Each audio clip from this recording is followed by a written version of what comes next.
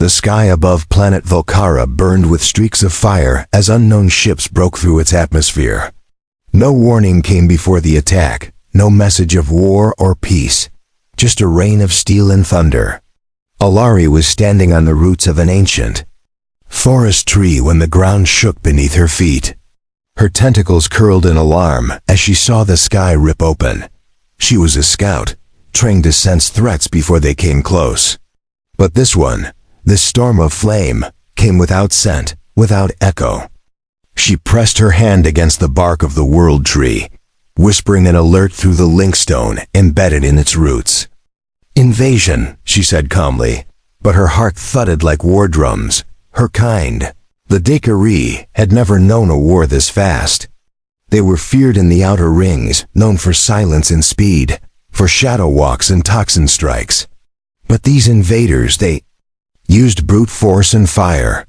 They were loud and clumsy, yet somehow unstoppable. Alari could barely keep up with the pace of destruction as her people fell back into the forest shelters.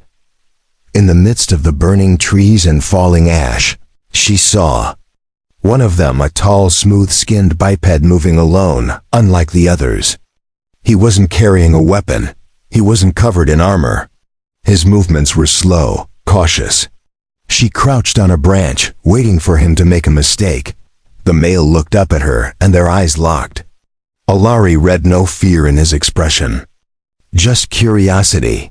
He raised one hand slowly, fingers open, as if signaling peace. Her venom glands twitched instinctively, but she did not strike. Something about his face confused her. Hours passed.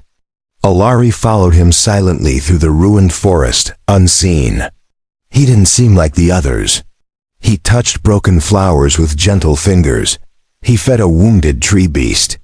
He cried when he saw a youngling's body. Alari had never seen such emotion from an enemy. At nightfall, she stepped out of the shadows. He turned, startled, but did not run. Instead, he placed a hand on his chest and said, "Elias." His voice was deep and calm. Alari tilted her head. No translator implant, no linkstone. Yet something in his tone felt clear. She pointed to herself and said, "Alari." He smiled at that. It confused her even more. Why would a destroyer smile at his enemy? Then he reached toward her. She almost struck him with her claws, but paused as he gently touched one of her tentacles. "They're beautiful," he whispered, his voice soft like wind through leaves. Alari froze. No one had ever said that before. In her culture, tentacles were tools of war, of poison, of fear. Beautiful? The word echoed in her mind like a forgotten song. She pulled back and stared at him. Was this a trick? A new kind of weapon? But his eyes showed no deceit, only wonder. He wasn't seeing a threat. He wasn't even seeing a soldier. He was seeing her. Alari's instincts screamed at her to flee, to vanish back into the trees and report to the war leaders. But her feet didn't move.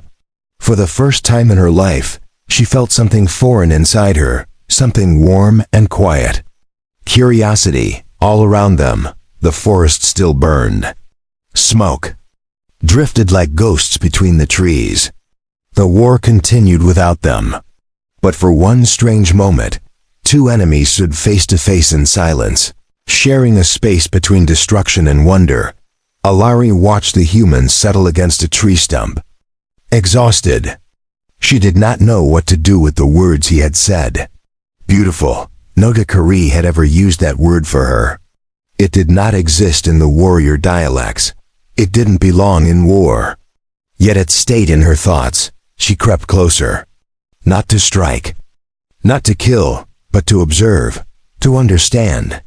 The human had become something else, not an enemy, not a target, just Elias. And she, for the first time, wasn't just a weapon. Elias woke to the soft rustle of leaves above him. His muscles ached, his body was cold, and the smoke from last night's fires still lingered in the air. But what struck him most was the silence. No birds, no creatures. Only the faint sound of breathing nearby. He opened his eyes slowly. Alari was sitting just a few feet away, crouched like a predator, but calm. Watching, her glowing eyes didn't blink. Her tentacles shifted slowly, like serpents dreaming. Elias raised a hand in greeting, unsure what to say. She didn't answer. But she didn't leave either. That alone told him something had changed. Last night, when he touched her, when he said those words, he didn't know if she'd let him live. Yet here they were. Both still alive, still watching each other.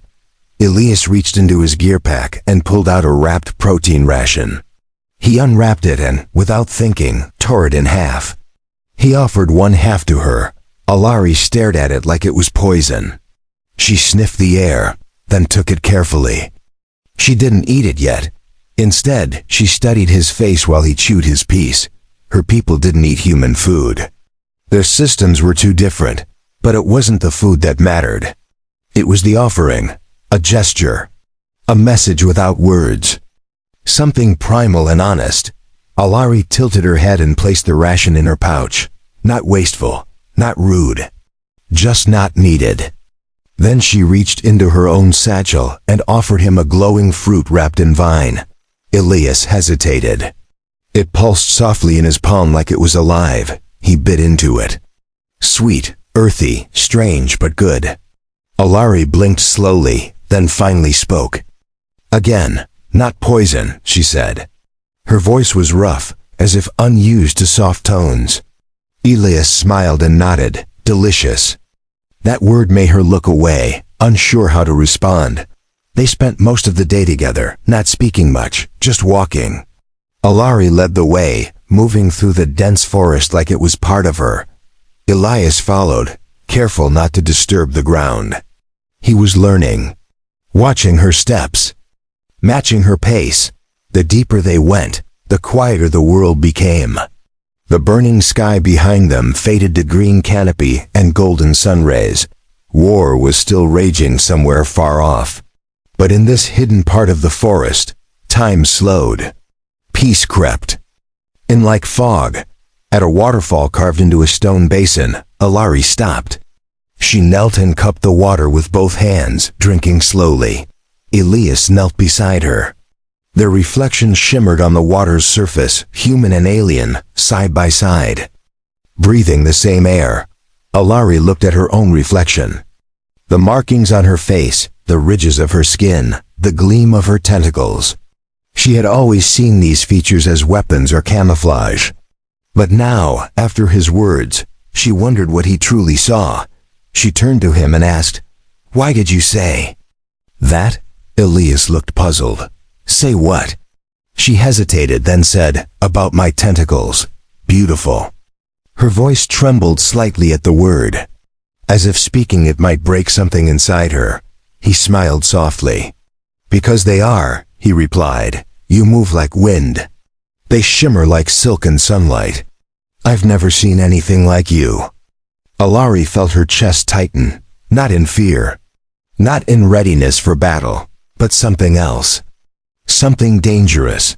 No one in her life had ever spoken to her this way. Praise was rare among the Dikari. Respect was earned through kills and missions. Beauty was not spoken of. Elias had broken that rule without even knowing it.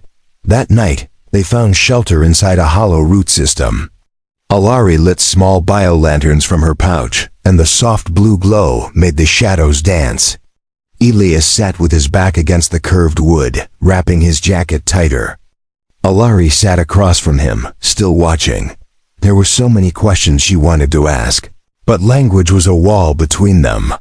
Still, he had found ways to speak through gestures, looks, and quiet moments. And somehow that felt more honest than words. Alari reached up and touched one of her tentacles gently. For the first time in her life, she wasn't checking for injury.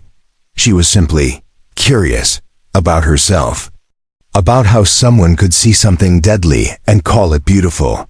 Elias noticed the gesture and said, "You're more than a warrior." That made her heart beat faster. She didn't know why. But in that moment, the shelter didn't feel like a hiding place.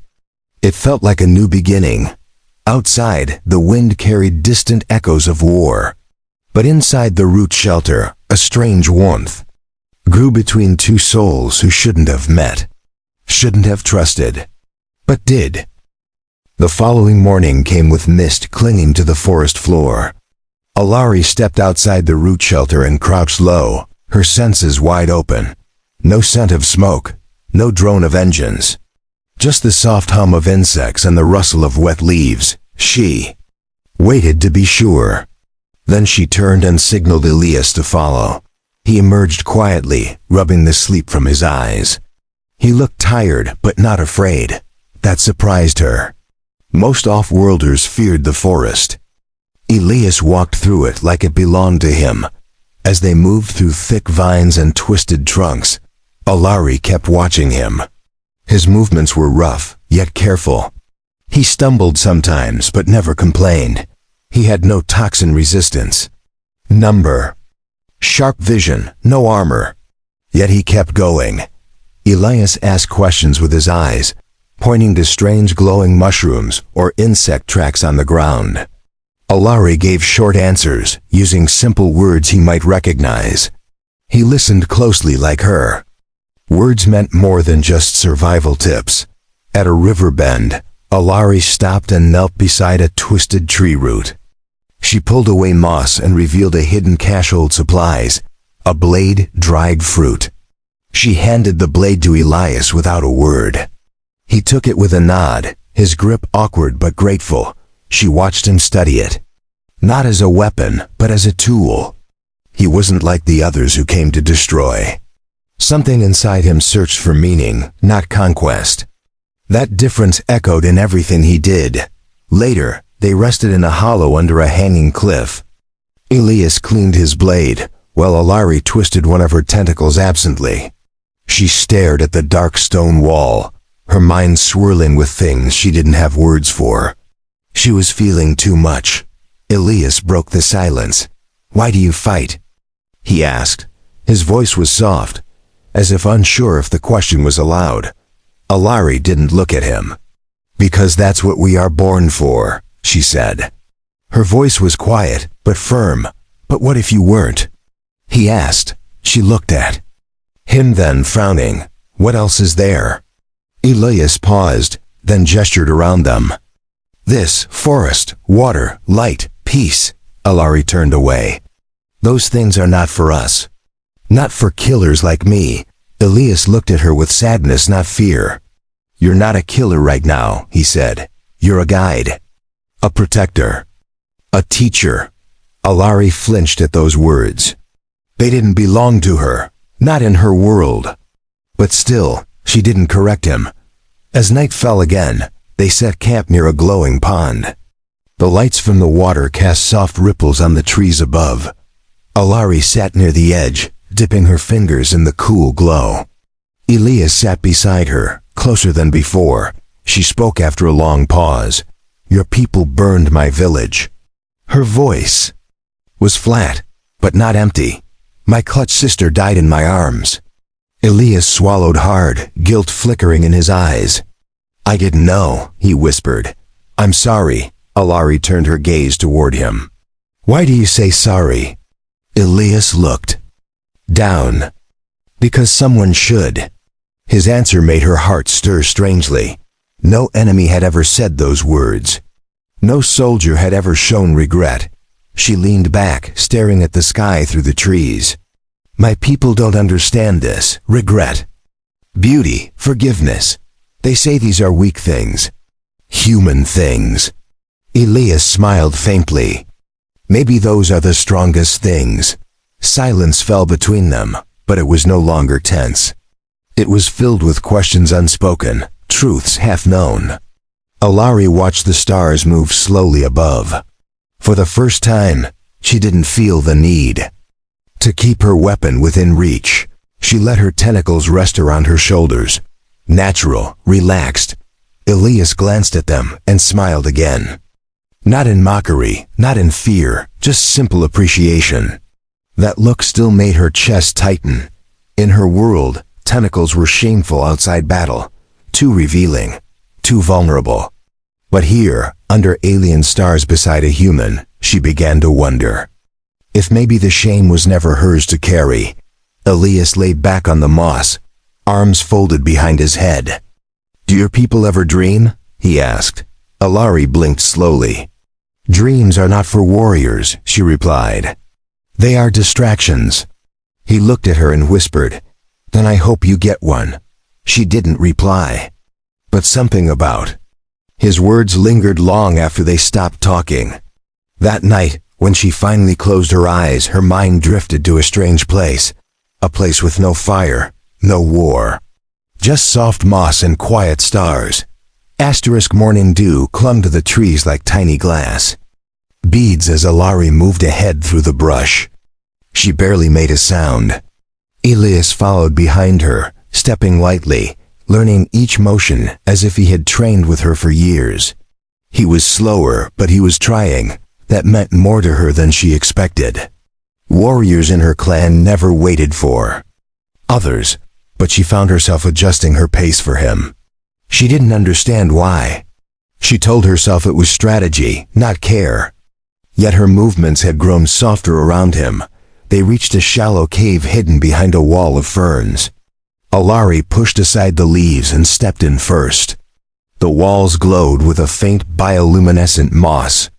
This place had once been a healer's shelter, safe, quiet, forgotten. Elias entered behind her, eyes wide at the faint blue glow. "It's beautiful," he whispered. Alari nodded. "No one comes here anymore." She ran her fingers along the smooth stone. "The healers died long ago. No one left to use it." He sat down on the cool floor and looked at her with something deeper than curiosity now. "But you remember," he said. "You still come here." She didn't answer right away. Then, softly, "Because memory matters. Even if the people are gone." That struck him. His voice was quieter now. "My father used to say that. Remember the names. If not, they die twice." Alari turned to him. That was the first human sentence that felt like it belonged to her.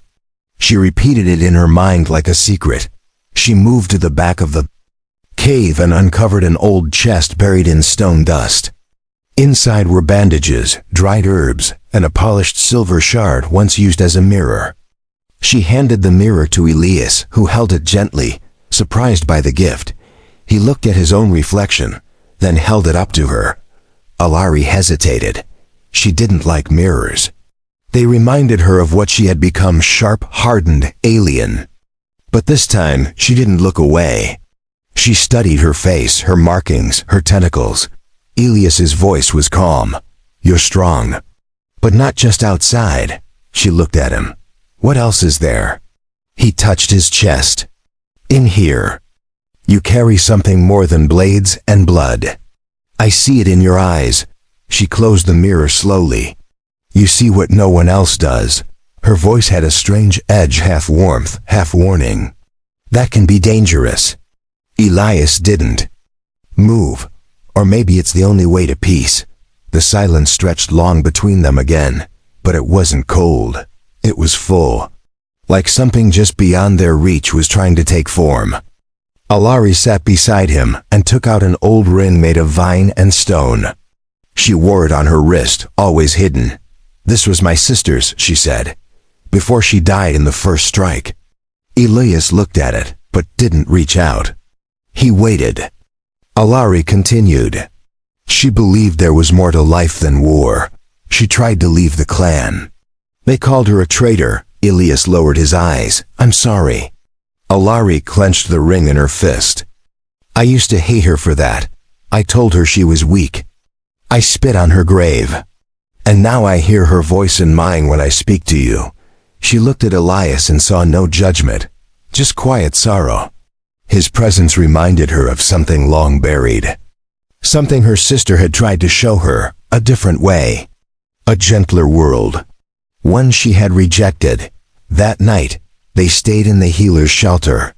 No fire, just the moss light glowing around them. Elias lay beside her, not touching, not speaking. Just breathing the same air. Alari curled her tentacles around her own shoulders like a blanket. She couldn't sleep.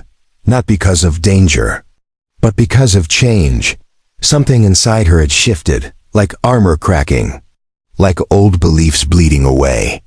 She didn't know if it was weakness or awakening, but it was real. In the stillness, Elias whispered, "If we survive this war, would you show me more of your world?" Alari didn't answer at first. She reached up and touched her own face. Then she whispered, "Back. If there's anything left of it, I will." The forest wasn't quiet anymore. Distant rumbling echoed through the trees as Alari crouched on a branch high above the ground. She scanned the horizon. Smoke curled above the canopy again. The war had found them. She leaped down silently beside Elias, who had already packed their gear. His eyes met hers without needing words.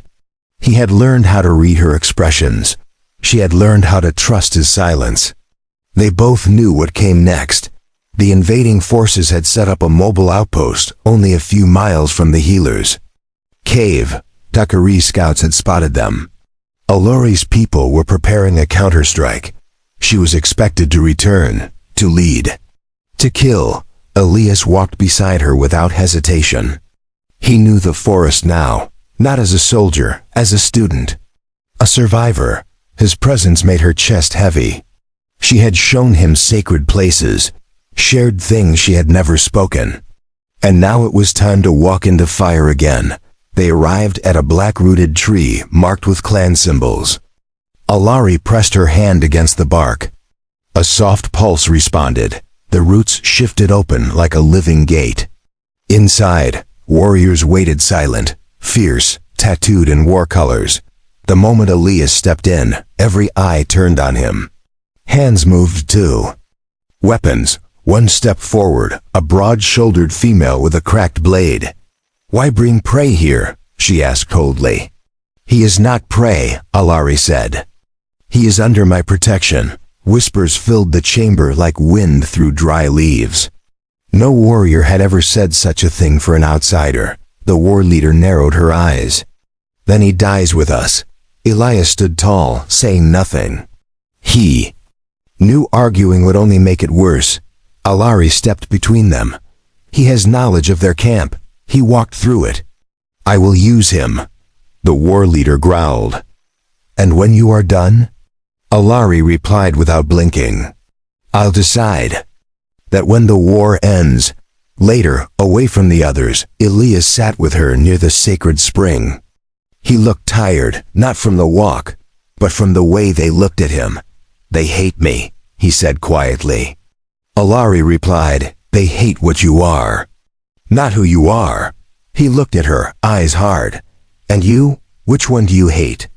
She hesitated, then placed a hand lightly over his. "I don't know anymore." It was the closest she had come to saying what she truly felt. They spent that night preparing the map. Elias sketched the invaders' outpost from memory. He marked weak points, power sources, blind spots. Alari watched his hands. Human hands. Rough, scarred, but careful, focused. Hands that had touched her gently. Before dawn, she gave him a shard blade. "You may need this," she said. He took it and tucked it into his belt. "Will they follow you?" he asked. "They'll follow." "My kill count," she replied. "Not my words." The attack began at first light. Alari led a silent strike through the back ridge. Elias moved with the second group. It wasn't chaos, it was precision. The Dukari were shadows, blades, whispers of death. But this time, something was different. Alari spared lives when she could. She disarmed instead of killing. She warned a medic team to flee before the flame burst. Her warriors noticed but said nothing. Her kills were still clean, still fast. But her eyes were no longer the same. Elias saved one of her clanmates from a falling drone. He took a burn to the shoulder for it. When Alari saw him limping back toward the ridge, her heart dropped, not from weakness, from something deeper, something she never wanted to lose. They won. The outpost was gone. Fires burned where steel. Towers once stood. Bodies lay quiet. The forest roared with victory, but Alari didn't cheer.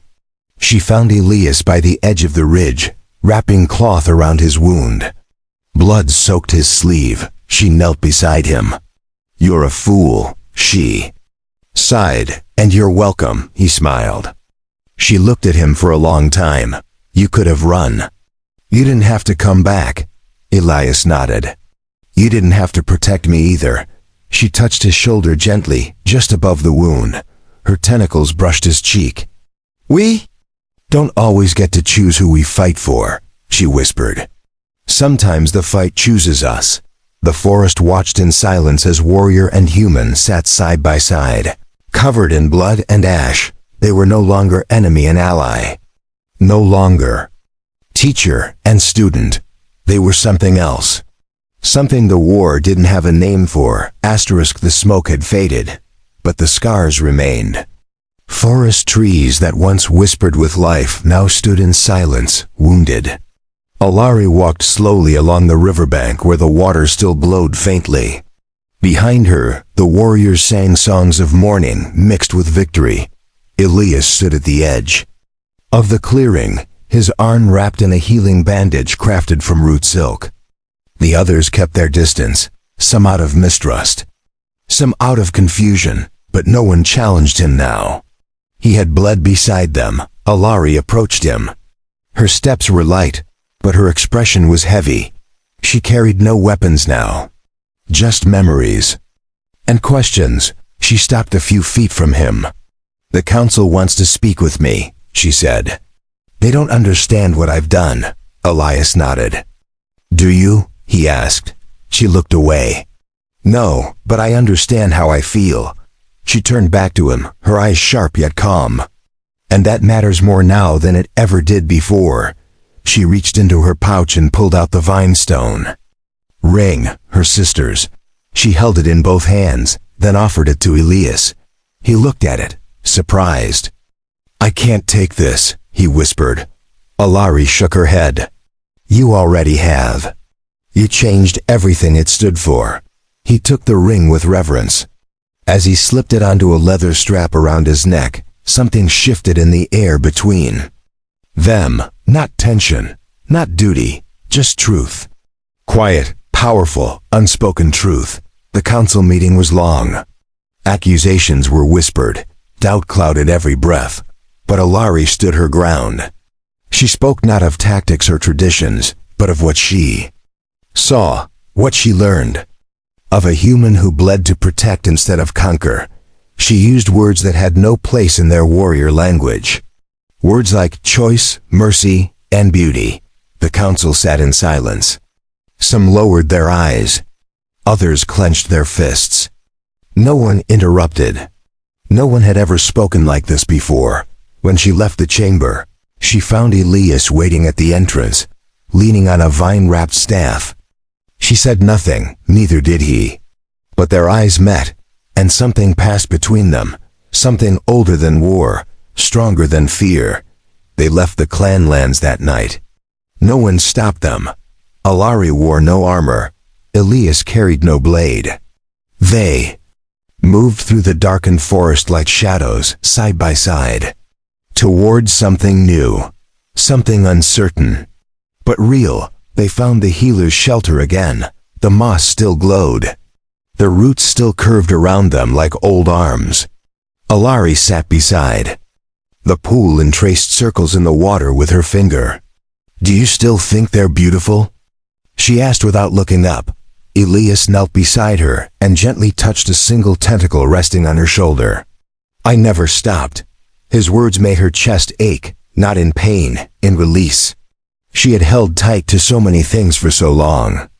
Hate, duty, silence, but not this. Alari leaned against him, tentacles wrapping lightly around his back. It was not a warrior's hold, not a trap, just closeness. She whispered something in her native tongue. Elias didn't understand the words, but he felt them in her breath. In her language, it was the word they never used in war. A word forbidden in their oaths, a word without a tactical purpose. But it had waited inside her all this time, Buried beneath armor and blood, she had said, "Stay." And he did.